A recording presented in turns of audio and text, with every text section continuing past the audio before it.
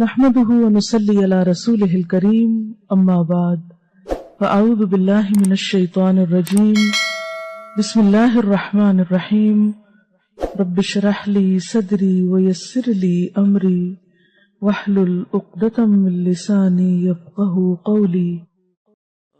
صحبت اور غسل جنابت۔ صحابہ کرام رضی اللہ عنہم کے درمیان غسل جنابت کا ایک مسئلہ زیر بحث آیا۔ ایک گروہ کہتا تھا کہ غسل صرف دخول پہ فرض ہو جاتا ہے، انزال شرط نہیں، یعنی واٹر ڈسچارج جو ہے وہ ضروری نہیں۔ دوسرا گروہ بیان کرتا تھا کہ وجوب غسل کے لیے دخول کے ساتھ انزال بھی شرط ہے۔ یہ طویل مباحثہ کسی فیصلہ کن صورت پر منتج نہ ہوا۔ آخر قرار پایا کہ ام المومنین حضرت عائشہ رضی اللہ عنہا سے دریافت کیا جائے۔ حضرت عائشہ نے کہا کہ رسول اللہ صلی اللہ علیہ وسلم نے فرمایا، اذا جلس بین شعبها الاربع ومس الختان الختان فقد وجب الغسل۔ جب مرد عورت کی 4 شاخوں کے درمیان بیٹھ جائے اور اس کا محل ختنہ عورت کے محل ختنہ کے ساتھ مس کرے تو غسل واجب ہو جاتا ہے۔ تو مسئلہ یہ ثابت ہوا کہ صرف دخول پر ہی مرد اور عورت جنبی ہو جاتے ہیں اور ان پہ غسل واجب ہو جاتا ہے، انزال یعنی منی کا نکلنا شرط نہیں۔ جنابت کے احکام۔ وجوب غسل کی حالت کو حالت جنابت کہتے ہیں۔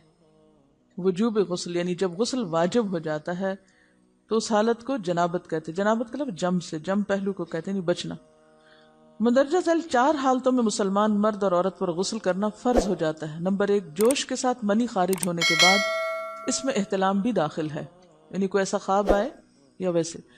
نمبر 2، صحبت کے بعد یعنی سیکشول انٹرکورس کے بعد۔ نمبر 3، حیض کے بعد۔ نمبر 4، نفاس کے بعد یعنی بچے کی پیدائش کے بعد۔ اس میں یاد رکھیے کہ بہت سے لوگ پوچھتے ہیں کہ اگر خواتین انٹرنل چیک اپ کرواتی ہیں تو کیا اس سے غسل واجب ہوتا ہے؟ تو کوئی غسل واجب نہیں ہوتا جب تک کہ ان 4 چیزوں میں سے کوئی چیز نہ ہو۔ اس میں یاد رکھیے کہ بہت سے لوگ پوچھتے ہیں کہ اگر خواتین انٹرنل چیک اپ کرواتی ہیں تو کیا اس سے غسل واجب ہوتا ہے؟ تو کوئی غسل واجب نہیں ہوتا جب تک کہ ان 4 چیزوں میں سے کوئی چیز نہ ہو۔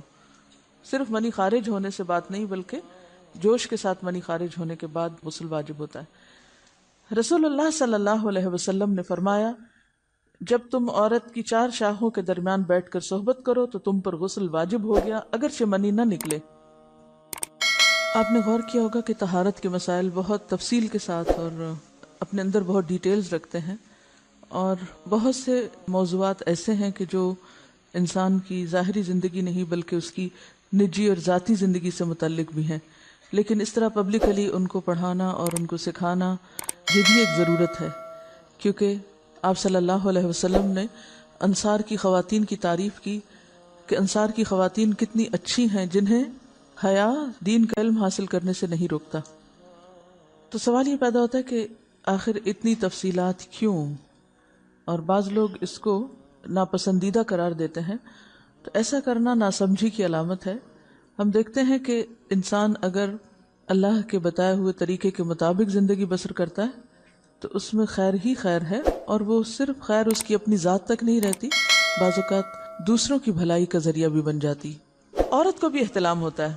ام المومنین حضرت سلمہ رضی اللہ عنہا روایت کرتی ہیں کہ حضرت ام سلیم نے رسول اللہ صلی اللہ علیہ وسلم سے کہا، اے اللہ کے رسول، یقیناً اللہ حق سے نہیں شرماتا، یعنی حق بات اور ایک ضروری بات جو ہے اس کو واضح کرنا ضروری ہوتا ہے، اور اس معاملے میں شرم سے کام نہیں لینا چاہیے، کہیں ایسا نہ ہو کہ انسان انجانے میں غلط کام کرتا رہے۔ تو یہ کہہ کر انہوں نے مسئلہ پوچھا، کیا عورت پر غسل ہے جبکہ اس کو احتلام ہو؟ آپ نے فرمایا ہاں، لیکن جب پانی کا نشان دیکھے یعنی منی دیکھے۔ اس پر حضرت ام سلمہ نے شرم سے منہ چھپا لیا اور عرض کیا، اے اللہ کے رسول، کیا عورت کو بھی احتلام ہوتا ہے؟